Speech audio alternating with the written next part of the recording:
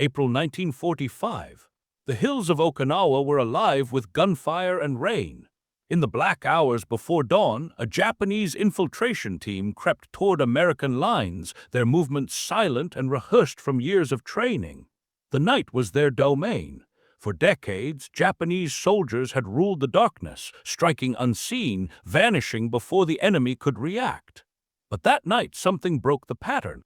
From the ridge ahead came a sound they didn't recognize, short, controlled bursts, a stuttering rhythm that didn't belong to any rifle they'd ever faced.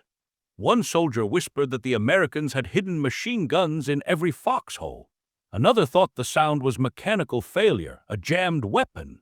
Then men started falling fast. No muzzle flash, no tracer, no warning. Just sharp, precise fire cutting through the rain. They called it impossible. The Americans were supposed to fight with heavy Garans and slow-firing Thompsons. But this was something else. Every trigger pull brought a stream of bullets, fast as a storm, tearing through bamboo and mud walls. The survivors swore the Americans had new magic, some secret device that turned a rifle into a machine gun. When daylight came, the truth remained buried beneath smoke and disbelief. In the wreckage of the night's assault, Japanese officers found empty American shell casings, smaller than expected, lightweight, neat, strangely uniform. They carried them back to their bunkers, turning them over in their hands, trying to understand. What weapon could do this? What firearm was small enough for a single man to carry yet fast enough to silence a whole squad? The answer would never reach most of them. Few lived long enough to learn the name of the weapon that had changed the rhythm of war. It wasn't a heavy machine gun or a top-secret prototype. It was a simple evolution, a weapon born from necessity, precision, and American ingenuity. It was called the M2 Carbine, light, compact, deceptively ordinary. Yet on Okinawa, it made hardened Japanese veterans believe the impossible, that every American soldier had become a machine gunner. The weapon that startled the Japanese on Okinawa had humble beginnings far from the Pacific. In 1940, American ordnance engineers were searching for something that didn't exist, a light rifle for the men who carried messages, drove jeeps, or manned radios. These weren't frontline riflemen, but they still needed protection. The M1 Garand was too heavy. The Thompson submachine gun was too expensive and hard to control. The Army wanted a carbine, compact, light, accurate to 200 yards, nothing fancy, nothing automatic. What they created was the M1 Carbine, a 5-pound semi-automatic rifle firing a short .30 caliber round. It was fast to shoulder, easy to clean, and reliable in mud or sand. Soldiers quickly fell in love with it. They called it the handy gun. Yet the men who used it in close-quarters fights, especially in the Pacific, began to demand more. Japanese assaults came fast, often at night or from a few yards away. Marines and soldiers wanted volume of fire, something between a rifle and a submachine gun. In 1944, the solution arrived quietly. Engineers at Winchester modified the M1 with a new trigger group and a heavier bolt. With the flick of a selector switch, it could fire in full automatic bursts at nearly 750 rounds per minute. The M2 Carbine was born. It looked identical to the M1, but its heart had changed. The weapon now bridged two worlds, light enough for patrols, powerful enough for suppression. In tests, the M2's controlled bursts impressed commanders. A single infantryman could now deliver the firepower of 3 riflemen. Its magazine held 30 rounds. Soldiers could carry hundreds of cartridges without being weighed down. In the jungles of Luzon and the ridges of Okinawa, it became the weapon of choice for scouts, engineers, and paratroopers. To the enemy, it was an enigma. The sound was unfamiliar, short bursts that echoed like automatic fire from invisible hands. Japanese troops who heard it at night swore that the Americans had smuggled light machine guns into their lines. In truth, it was the same little carbine they'd mocked as a toy. Only now it spoke with the fury of a weapon twice its size. By the way, if you're enjoying this deep dive into forgotten chapters of World War II, don't forget to hit subscribe and let me know in the comments, where in the world are you watching from? I always love seeing the global community gather around these stories. By the spring of 1945, the M2 Carbine had slipped quietly into the Pacific theater. It was never rolled out with fanfare.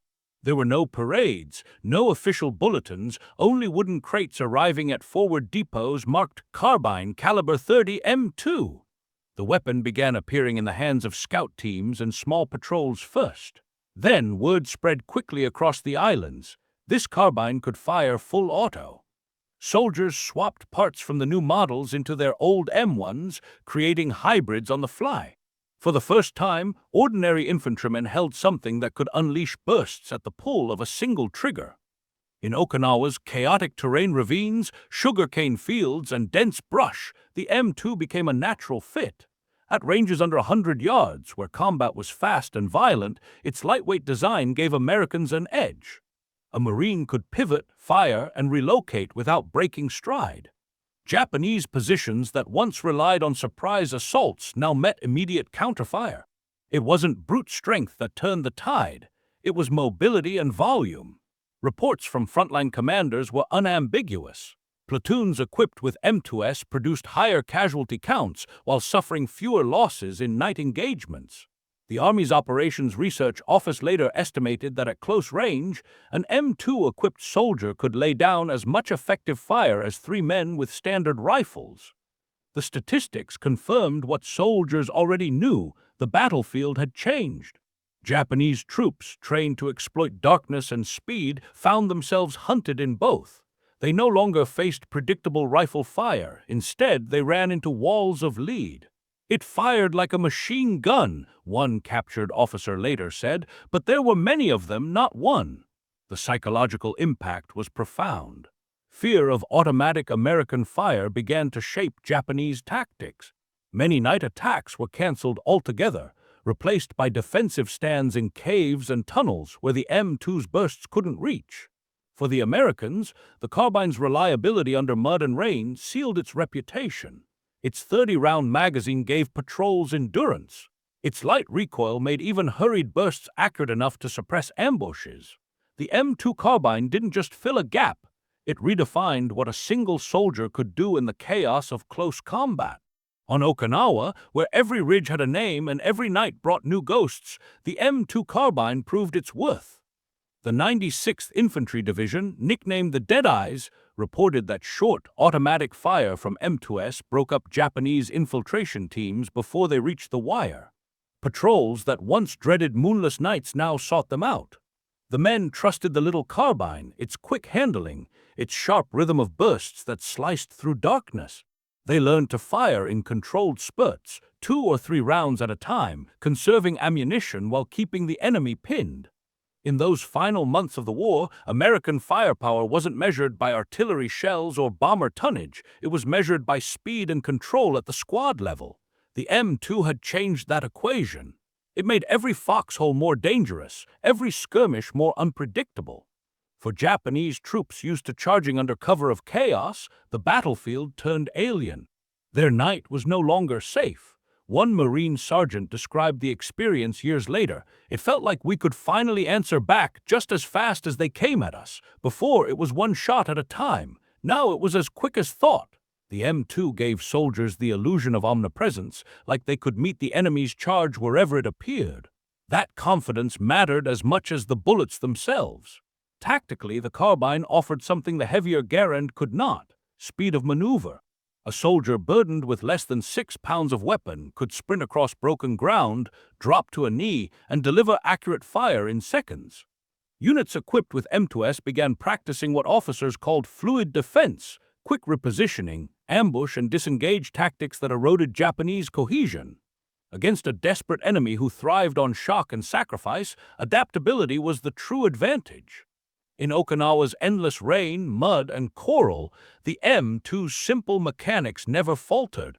The rifle didn't rust easily, its short cartridge resisted swelling, and its recoil stayed gentle even in automatic mode. It wasn't flawless. Its round lacked the stopping power of a full rifle cartridge, but in close quarters where most Pacific battles were fought, it didn't need perfection. It needed speed, and in that it was unmatched. The M2 Carbine did more than shift tactics, it reshaped psychology. On Okinawa and later across the Pacific, the Japanese soldier had long believed that courage and stealth could overcome American machinery.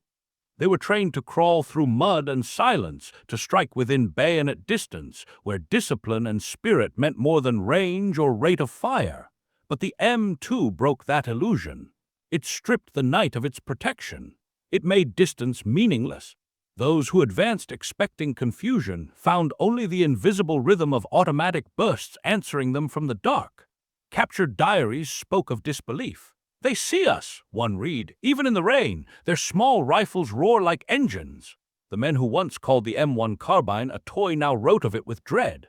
Japanese officers tried to explain away the sound, claiming the Americans had hidden submachine guns or new radio-guided weapons. But no theory restored their confidence. They avoided open ground, abandoned infiltration routes, and began moving only under artillery cover. A weapon that weighed just 5 pounds had rewritten years of military doctrine.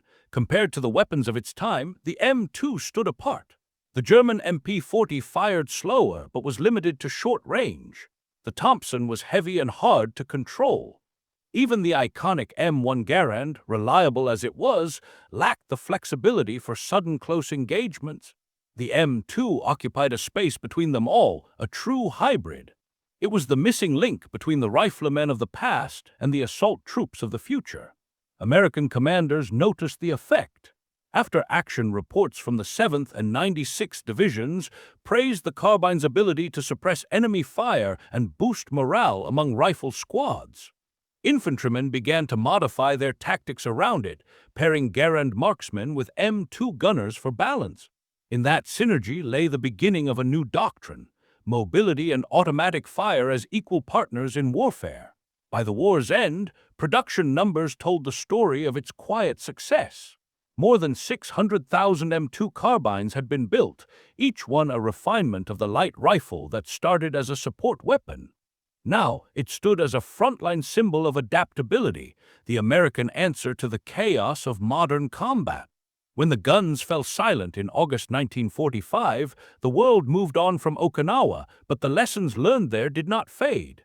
The M2 carbine had revealed something new about warfare, a truth that generals, scientists, and infantrymen all recognized. The soldier who could move fast and fire fast controlled the rhythm of battle.